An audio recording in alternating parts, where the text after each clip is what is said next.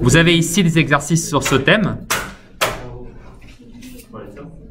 Ouais, vous vous rappelez l'exemple des chips?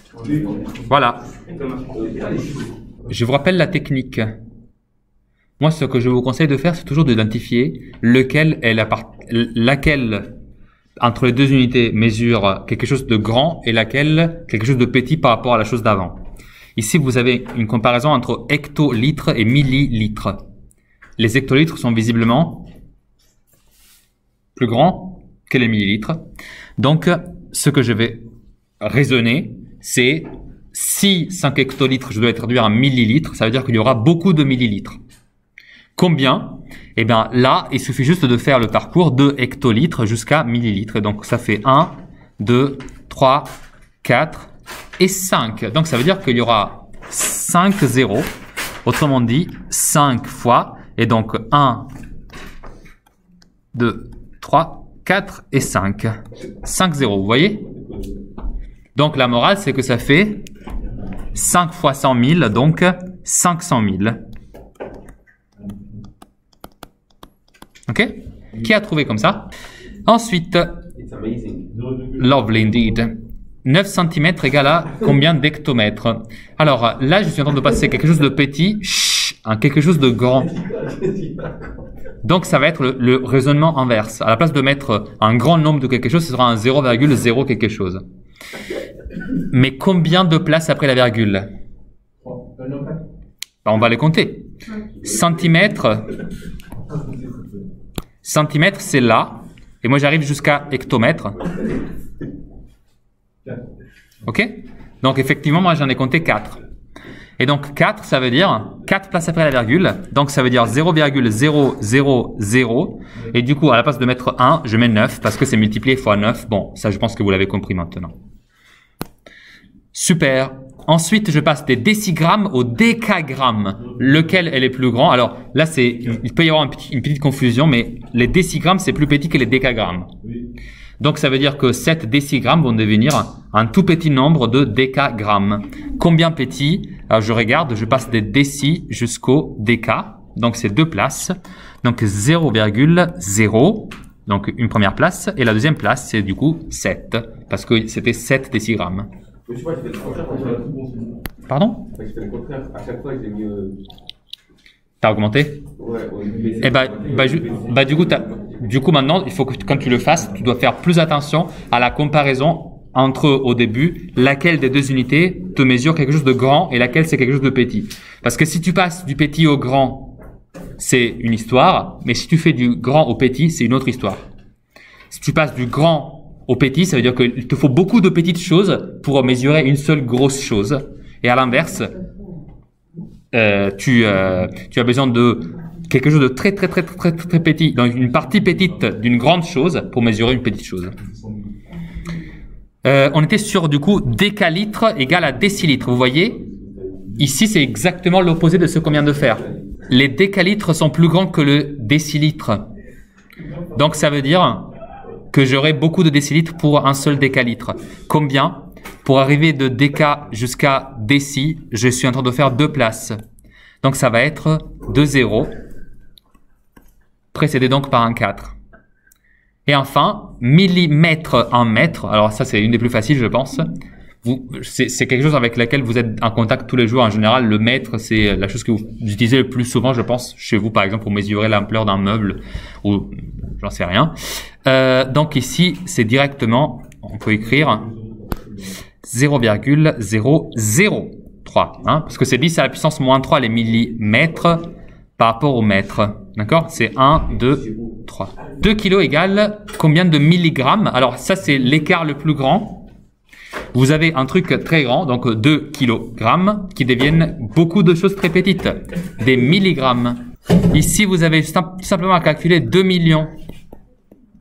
Pourquoi 2 millions? Parce que vous passez des kilogrammes jusqu'à 1, 2, 3, 4, 5 et 6. 6 étapes, ça fait 6 zéros. À part ça, vous aviez un exercice à faire pour aujourd'hui, qui était celui-là. Et du coup, ici, vous aviez 2 suites. Une première suite où vous avez le choix d'envoyer au départ 400 € et ensuite à chaque fois 30 € de moins. Et un deuxième cas où du coup vous faites un premier versement toujours de 400 euros et ensuite à chaque fois vous diminuez de 10% par rapport au mois précédent. Attention, de 10% de moins par rapport au mois précédent. Alors du coup, on commence avec la première partie où il dit qu'on va noter UN, le montant du énième versement mensuel du plan numéro 1. Donc ça veut dire que c'est le plan où vous retirez à chaque fois 30 euros. Donc ça veut dire que U1 c'est 400 et U2 c'est 370. Et il demande quelle est la nature de la suite UN. Ok. Alors clairement ici je suis en train de retirer à chaque fois toujours 30 euros. Mais retirer ça veut dire que j'additionne quelque chose de négatif. Et donc la raison ici c'est R égale à moins 30. Attention, hein, c'est pas 30, c'est moins 30 parce que vous la retirez à chaque fois. C'est arithmétique. C'est arithmétique, effectivement. Et la nature, du coup, je vais le marquer, hein, c'est arithmétique. Et la raison, je l'ai déjà mis. Oui. Et calculer U12. Alors, U12, du coup, ça veut dire que je retire jusqu'à la au 12e versement. Et d'ailleurs, à la place de le faire, je peux directement remplir la colonne B du tableau parce que je crois qu'il arrive jusqu'au 12e versement. Du coup, voilà, je vais le faire directement ici. Vous voyez, c'est déjà marqué 400 et 370. Donc, je vais continuer à retirer 30 à chaque fois. Et donc, ça fait 340, 310, 280, 250, 220, 190, 160, 130, 100 et 70. Donc, quand il me demande U12, hein, je vous rappelle, hein, c'était le premier versement mensuel, donc ça c'était U1, il l'avait dit. Donc ça c'est U2, U3, 4, 5, 6, 7, 8, 9, 11 et 12. Non, je me trompe. 1, 2, 3, 4, 5. Ah voilà, non c'est celui-là, pardon. C'est ça, U12, voilà. Je le lis ici, hein, 12e, 11e, 10e, etc. D'accord? Donc le premier versement c'était U1, le deuxième c'est U12, donc j'arrive exactement à 70. Voilà. Et le tableau, voilà, je l'ai rempli. Ensuite, on passe à la deuxième suite. C'est la suite VN. On note VN, le montant du énième versement mensuel du plan 2. On a ensuite V1 égale à 400 et V2 égale à 360. Quelle est la nature de la suite VN? Alors, cette fois-ci, qu'est-ce que vous faites à chaque fois? Vous faites un versement qui a été diminué de 10% par rapport au mois précédent. Alors, diminué de 10%, ça veut dire qu'à chaque fois, vous prenez quelque chose, par exemple UN, et vous la diminuez de moins de 10%. Mais ça veut dire quoi faire une diminution de 10%? Vous vous rappelez? 0,90 fois 0,90. Bravo, c'est fois 0,90. Et comment on l'a fait? Bah, on passe de 100% à 90 du coup, parce que tu fais moins de 10%. Et donc, la valeur 1 devient 0,9. Et donc, c'est le produit fois 0,9 qui vous modélise le passage de UN à UN plus 1. D'accord? Donc là, vous faites fois 0,9. Et effectivement, pour passer de 400 à 360, vous faites 400 fois 0,9 et ça fait bien 360. Donc ici, il vous dit, quelle est la nature de la suite UN? Non, VN, pardon, c'est géométrique.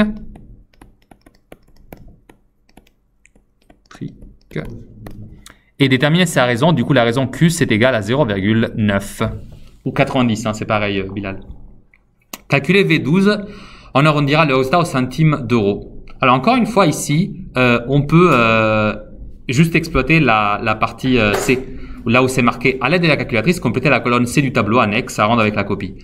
Il faut arrondir au centime, hein, centime d'euro. Donc au centième au niveau du chiffre. Et bah du coup, bon, il m'a déjà aidé, hein, c'est déjà marqué 400 et 360. Bon, ce que je vais faire du coup, excusez-moi, c'est très peu lisible parce que j'ai dû prendre une capture d'écran, mais voilà. C'était lisible normalement dans la qualité d'image que vous aviez. Donc je vais juste me munir de ma calculatrice. Et du coup, je vais faire... Alors je vais faire 360 fois 0,9. Ça fait 324. 324.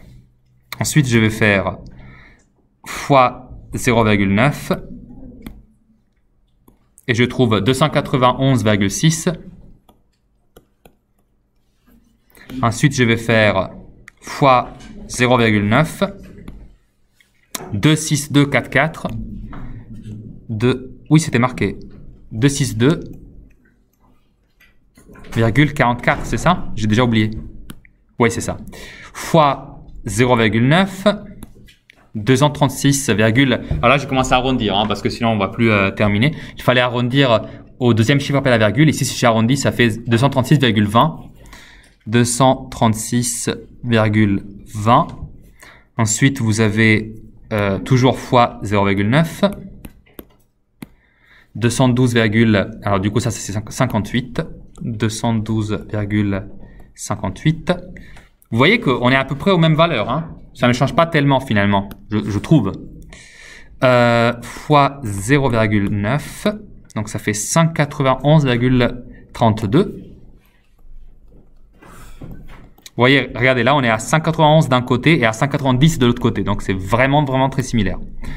Ensuite, je fais fois 0,9, 172,19.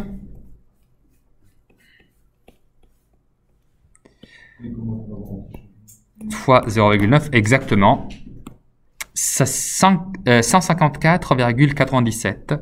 154,97. Les deux derniers, c'est fois 0,9.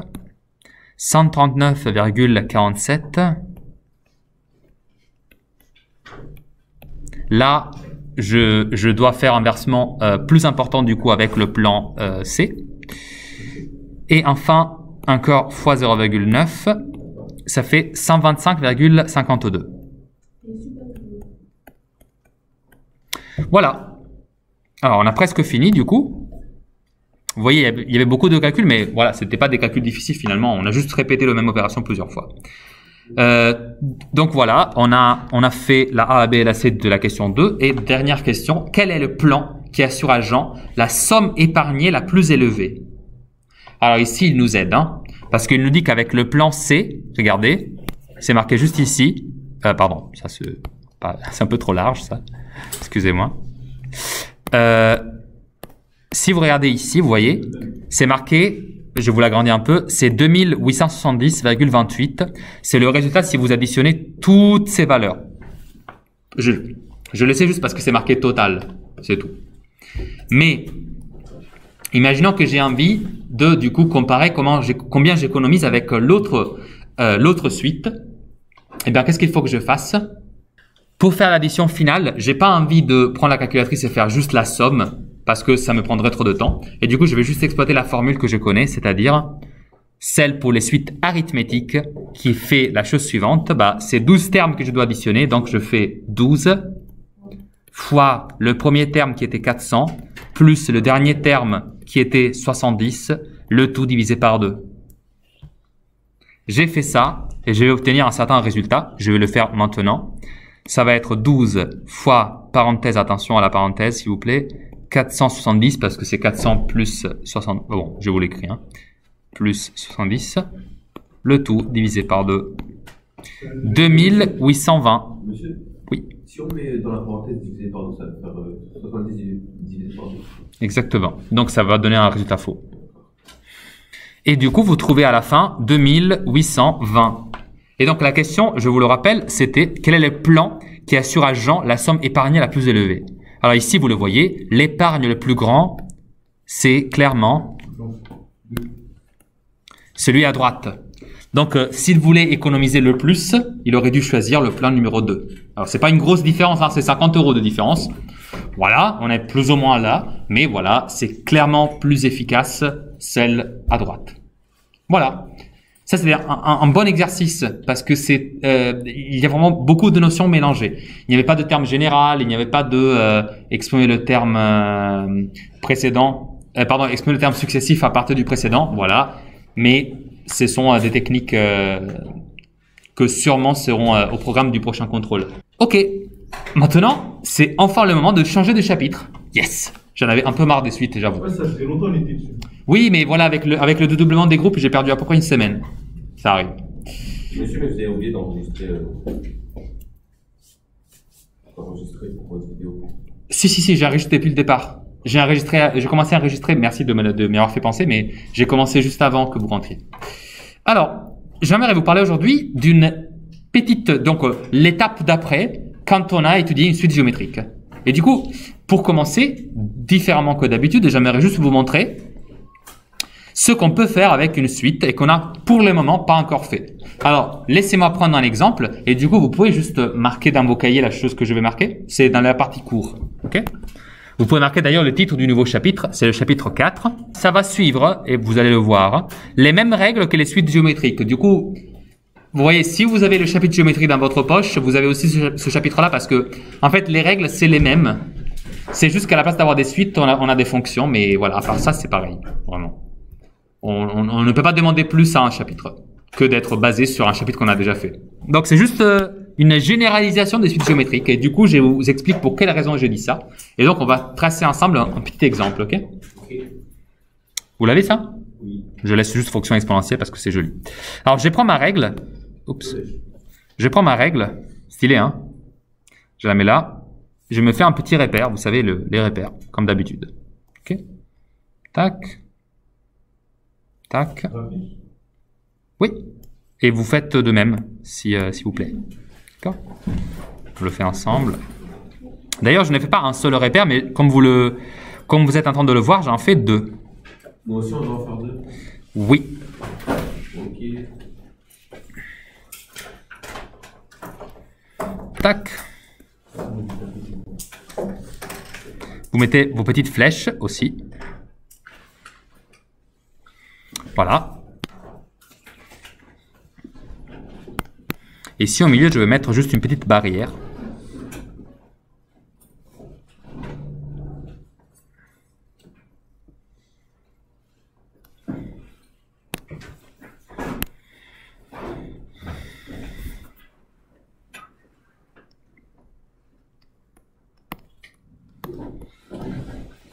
Alors,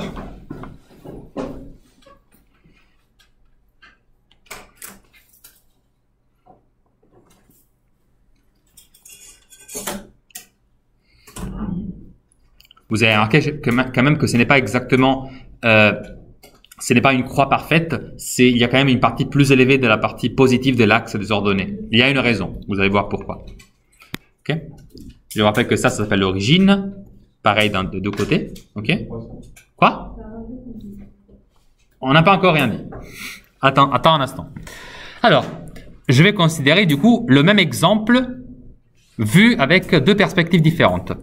Le même exemple, ça va être une suite géométrique, comme vous l'avez vu depuis très longtemps. La suite géométrique qui s'appelle UN plus 1 égale à UN fois 2. Et avec premier terme, U0 égale à 1. Tes souhaits. Alors, est-ce que quelqu'un peut me dire quelle est la raison de cette suite?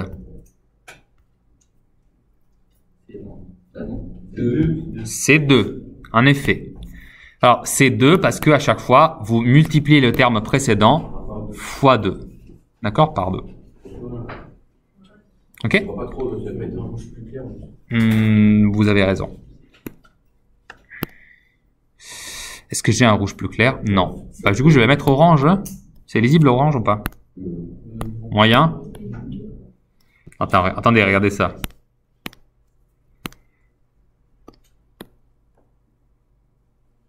Mieux? Un peu mieux. Ok. Donc, le premier terme, c'était 1. La raison, c'est 2. Ok. Donc, vous savez très bien que cette suite-là, on peut aussi l'écrire, je vous le rappelle, c'était l'expression du terme général. Hein. Ça nous permet d'affirmer que UN est égal à, vous vous rappelez, c'était U0 fois Q à la puissance N. Et donc, pour cette suite particulière, ça va être UN égale, alors, U0 c'est 1 fois, la raison donc Mounir, oui, à la puissance N. Et vous savez, hein, 1 fois quoi que ce soit, ça fait la chose qui est multipliée. 1, ça ne change rien dans la multiplication. Donc là, je peux même juste laisser 2 à la puissance N. Ça, c'est l'expression du terme général de votre suite géométrique. Et maintenant, ce que j'ai envie de faire, c'est tout simplement de la tracer. Comment ça se trace une suite? Vraiment, c'est super simple. Il faut juste calculer pour toutes les valeurs de n qui sont ici visibles dans ce petit repère que je me suis fait. voilà, on place juste les points pour les différentes valeurs de n. Par exemple, vous savez que si n est égal à 0, alors vous savez que U0 est égal à... C'est marqué, hein? À 1. Et bah du coup, ce que je vais faire, c'est que ici, le long des abscisses, je vais mettre les valeurs de n. Donc 0 par exemple, bah du coup il va être ici. Là je vais mettre 1, là je vais mettre 2, là je vais mettre 3, 4 et 5, puis je vais m'arrêter. Et le long des ordonnées, du coup je vais mettre la valeur de la suite. Alors au début, la première valeur du coup pour U0, donc ici je vais écrire, excusez-moi, valeur de UN. Alors pour U0 du coup, ça vaut 1. Alors comme ça va bientôt aller vite au niveau des valeurs, les valeurs vont devenir très grandes, je vais me permettre juste de marquer ici la valeur 1. Comme ça c'est 2. Ça va être du coup 3, 4, 5, 6, 7, vous voyez, 8, etc. etc. Là, ça c'est 10, 12, etc. Ok? Donc la suite, d'accord? Et je vais vous la marquer... je vais vous la marquer avec une couleur qu'on voit bien. D'accord? Si n est égal à 0, vous avez que la suite vaut 1. Donc, le premier point, il est là. Là où j'ai marqué ma petite croix en bas. Vous la voyez? Elle est là. D'accord? Qu'est-ce qui se passe si maintenant... Excusez-moi. Qu'est-ce qui se passe si maintenant n est égal à 1? Ça vaut combien U1? U1. Ça vaut combien U1? Ça fait U0 plus fois 2. Ça fait exactement U0 fois 2, donc 2. Ça veut dire que si n égale à 2, excusez-moi, ça veut dire que si n égale à 1, parce que du coup je suis en train de calculer U1, alors le petit point que je dois marquer, donc il se trouve ici. Vous les voyez? Oui.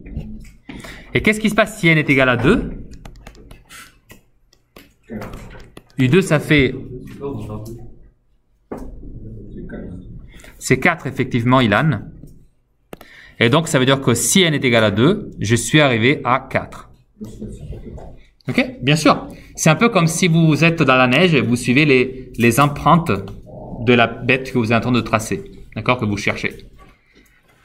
Littéralement, c'est comme si la suite, elle laissait des valeurs. D'accord? Et vous allez les visualiser sur le repère. Si vous n'avez pas mis dans l'autre repère. Ah, non, j'ai raison. On va y arriver après à l'autre repère. Juste, faisons encore deux valeurs. N égale à 3, ça fait U3 égale à...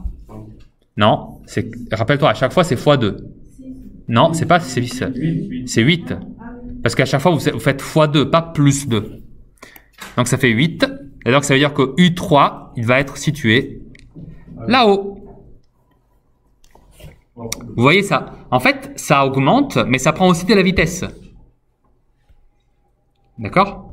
Ça veut dire qu'effectivement, quand vous arrivez à n égale à 4, vous n'allez pas à 10, mais vous allez au double de 8. Et c'est quoi le double de 8? 16. Or, 16, c'est tellement grand comme valeur que si je veux le représenter, il faudrait que j'arrive jusque là-haut. Regardez. Ça, c'est 14 et ça, c'est 16. Donc, il faudrait que j'arrive jusque là. D'accord? Alors, je vais juste m'effacer un peu le titre parce que sinon, on va rien comprendre. Voilà. OK? Donc, maintenant, vous avez les 5 premières valeurs de la suite, U0, U1, U2, U3 et U4. Et ça monte une certaine explosion vers la vitesse. Vous voyez, à chaque fois, ça gagne en distance par rapport au terme précédent. Et ça, c'est quoi? Alors, je l'ai marqué à gauche avec la couleur rouge. C'est marqué suite. C'est parce que ça c'est la suite 2 à la puissance n. Et les suites, effectivement, comme vous savez, vous calculez à chaque fois pour une certaine valeur de n, la valeur correspondante de la suite. Du coup, ça va nous faire seulement, voilà, des petits points comme ça, les uns espacés des autres. Mais j'ai une autre option.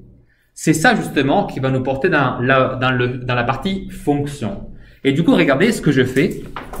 À partir de cette trajectoire que je me suis trouvée, Je vais faire la chose suivante.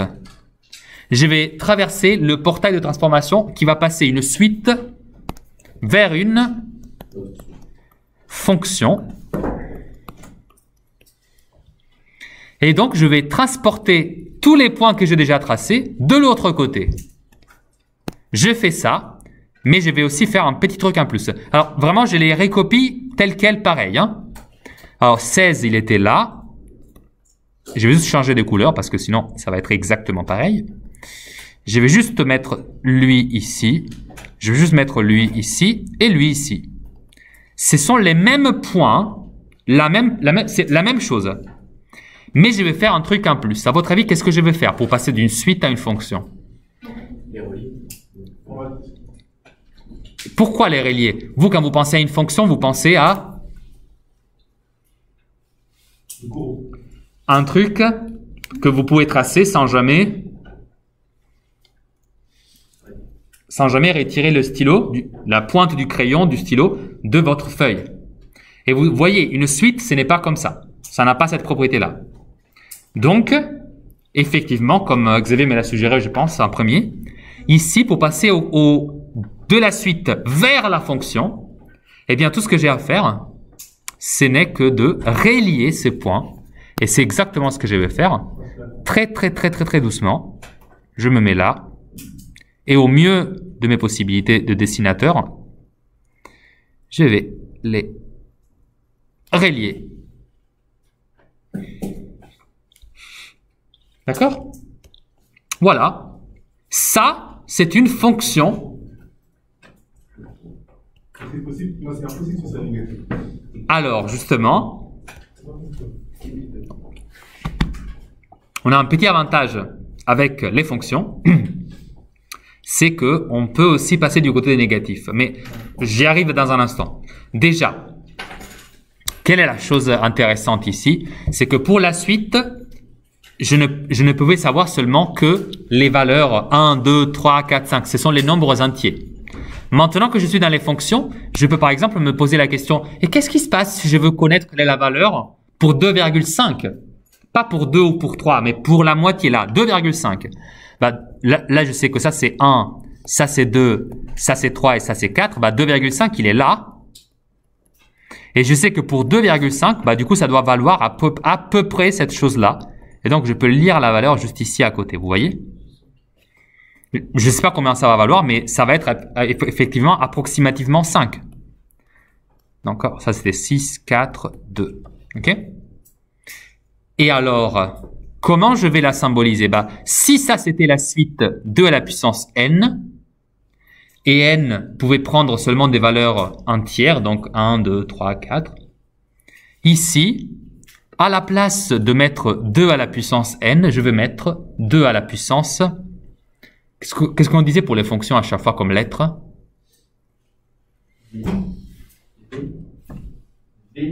Pourquoi V?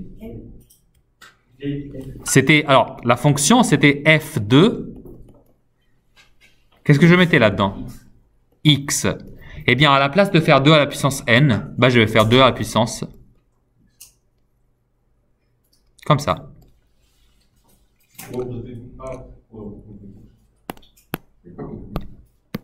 Je suis en train de te définir qu'est-ce qu'une fonction exponentielle. Une fonction exponentielle, c'est un nombre, donc ici 2, élevé à une puissance, mais cette puissance, à la place d'être écrite avec la lettre n, et vous savez, hein, n, il ne peut prendre que des valeurs entières. Par exemple, n égale à 1, 2, 3. Maintenant, comme j'ai l'accès à toutes les valeurs intermédiaires, par exemple 2,5, 2,04, toutes les valeurs que je veux, eh bien, je change le symbole et il devient x. Parce que n est toujours entier. Exactement.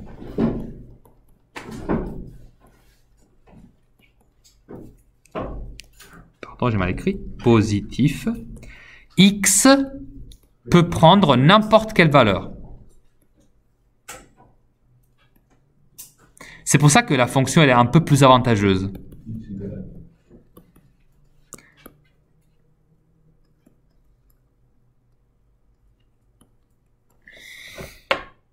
X peut prendre toutes les valeurs. C'est pour ça que la fonction exponentielle, elle est un peu plus avantageuse que la suite géométrique. C'est parce que vous pouvez la faire bouger dans n'importe quelle direction. Vous voyez, avec les nombres entiers, moi je suis coincé. Je peux faire seulement 0, 1, 2, 3, 4, 5, 6, bon, jusqu'à l'infini. Hein. C'est quand même une infinité de valeurs. Mais c'est moins qu'avec la valeur x. Parce que x peut prendre n'importe quelle valeur. Par exemple, la valeur 0,77. N'importe laquelle, je peux la lui donner à manger et ça va me cracher un résultat. Et comment j'ai fait pour atteindre ce nouveau concept? Bah, juste dû relier les points. Et comme Brandon l'a bien anticipé, si x peut prendre toutes les valeurs, ça veut dire que je peux aussi la faire aller du côté des négatifs. Et à votre avis, qu'est-ce qui se passe du côté des négatifs? Ici, croyez-moi, la calculatrice peut vous aider. Par exemple, on pourrait juste se munir de calculatrice et essayer d'écrire. Vous voyez, ici, on a 2 à la puissance x, donc on peut mettre n'importe quelle valeur. Bah, essayez de mettre, par exemple, une valeur négative. Par exemple, on va pouvoir essayer avec 2 à la puissance, bah, on l'avait jamais fait, mais maintenant on peut. Donc, on va y mettre, par exemple, moins 1. Et ça fait, ça fait 0,5. Écrivons-le. Si ça fait 0,5, bah, du coup, je vais serrer un tout petit peu ici. Vous vous rappelez, hein, ça, juste pour être clair, ça, c'était la hauteur 1. Ok, on l'avait marqué même avant. Bah, du coup, 0,5, ça doit être ici. C'est tout petit, la moitié de 1. Et donc, ça va être ici parce que ça, c'était la valeur moins 1. Donc, ça, c'est un point de la fonction. Bah, du coup, comme vous l'avez compris, il faut tout relier à chaque fois. Bah, du coup, ça va faire ça.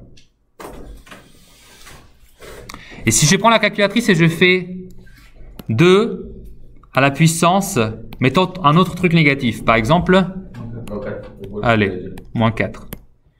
Si je mets moins 4, ça fait 0,06. C'est tout petit, hein. C'est tout petit. Bah, du coup, si j'arrive à moins 4 c'est, alors, moins 2, moins 3, moins 4, il est là. Alors, 0,06, c'est un truc vraiment minuscule. Du coup, je vais juste le mettre là, tout petit, ok? Et bah, du coup, regardez. C'est pas pour moi. Ah, non. Excuse-moi? Non, j'ai c'est bon. Vous voyez?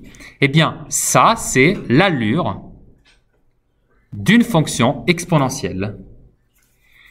Monsieur, vous pouvez mettre où il est écrit f de x.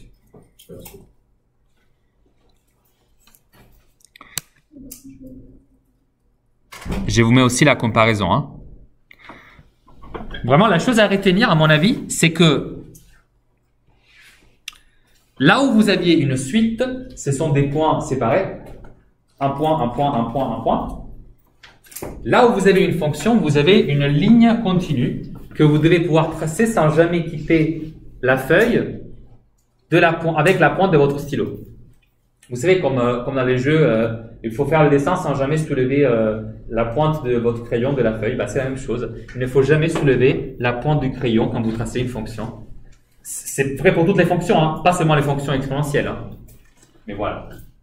Il y a vraiment cette idée de continuité quand vous tracez votre ligne.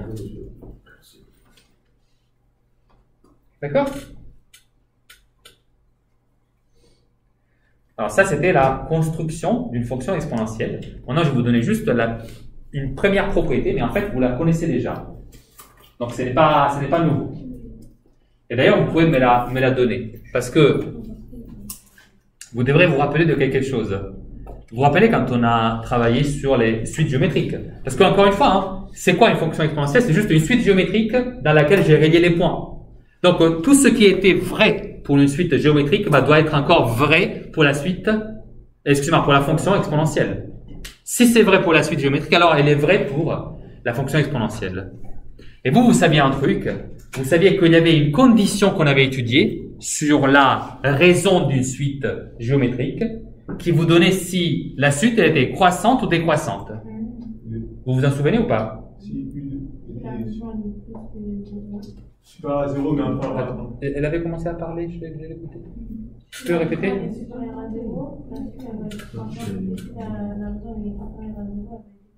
Ça, c'était pour les suites arithmétiques. C'était l'autre, du coup. C'était quand la raison, elle est supérieure à 1 et quand elle est comprise entre 0 et 1. Ici, vous avez un exemple de suite où la raison, qui est donc 2, on l'avait dit, hein, c'était 2. Ici, 2, c'est supérieur à 1. Et du coup, la suite, elle est croissante. Et ici, regardez, la fonction ici, elle a comme... Alors, ça s'appelle plus la raison. C'est comme dans les puissances. Ça s'appelle la base de la puissance et ça s'appelle l'exposant. Comme d'habitude. Hein. Et du coup, la base de la puissance, c'est supérieur à 1, encore une fois. Donc, celle-là, elle a une fonction... Comment on a dit tout à l'heure? Cette suite, elle est croissante. Et donc, la fonction, elle est croissante. Pareil. On ne doit même pas changer de mot. C'est x carré. Alors, x carré, c'est... Tu vois, là, tu inverses base et exposant. Ça, c'est 2 à la puissance x, pas x au carré. X au carré, tu as x qui bouge et l'exposant qui bouge pas. 2 à la puissance x, tu as 2 qui ne bougent pas et l'exposant qui bouge. C'est pour ça que ça s'appelle la fonction exponentielle. C'est parce que c'est l'exposant qui bouge. Alors, du coup, je vous fais écrire ça dans une petite propriété. Elle se trouve juste là.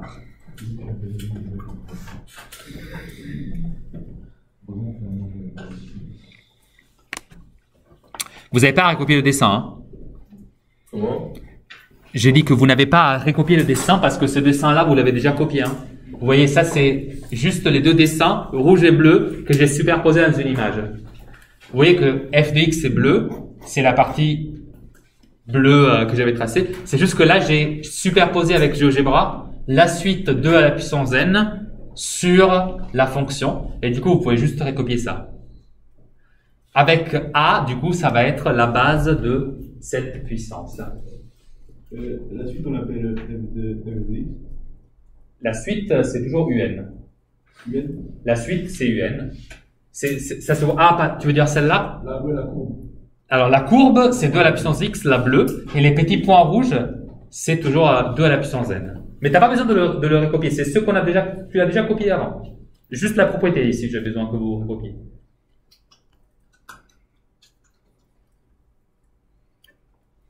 A à la puissance x, du coup. Imaginez de prendre la fonction f de x égale à 2 à la puissance x. Vous me l'avez dit, hein. Vous me l'avez déjà dit. Cette fonction-là, elle est une fonction qu'on appelle croissante. Pourquoi? C'est parce que 2, il est supérieur à 1. Et à votre avis, du coup, si je prends f de x égale à 0,2, voilà.